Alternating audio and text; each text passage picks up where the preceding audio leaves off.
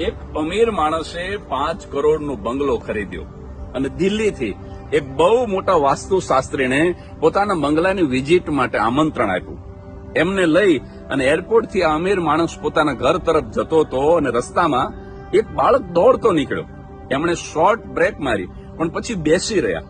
પેલા વિદ્વાને પૂછ્યું કે ગાડી ચલાવો? તો કે આની પાછળ બીજું બાળક દોડતું આવતું જ હશે, કારણ કે આપણે ક્યારેય બાળપણમાં એકલા નહોતા રમતા.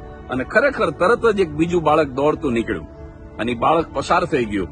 પછી આ અમીર માણસે કાર ચલાવી. જેવા એના બંગલામાં પહોંચ્યા તો તરત જ એ મકાન માલિકે વાસ્તુશાસ્ત્રીને કીધું કે થોડી વાર ગાડીમાં જ બેસી રહેજો. કે કેમ? તો કે તમે જોયું, મારા બંગલાની પાછળ એક આંબાનું બહુ મોટું ઝાડ છે અને એના ઉપરથી થોડા પક્ષીઓ ઉડ્યા.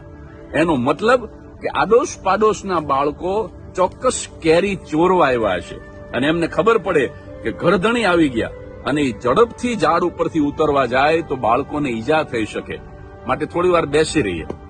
આ સાંભળીને વાસ્તુશાસ્ત્રીએ કીધું કે હવે મારે આપના બંગલાની વિઝિટ કરવાની જરૂર નથી.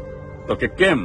તો કે જે માણસ પારકાની આટલી બધી કાળજી લેતો હોય, ચિંતા કરતો હોય, એને વાસ્તુ દોષ નડે જ નહીં, કારણ કે વાસ્તુશાસ્ત્ર જરૂરી છે, પરંતુ એના કરતા પણ વાલનું શાસ્ત્ર વધારે અગત્યનું છે.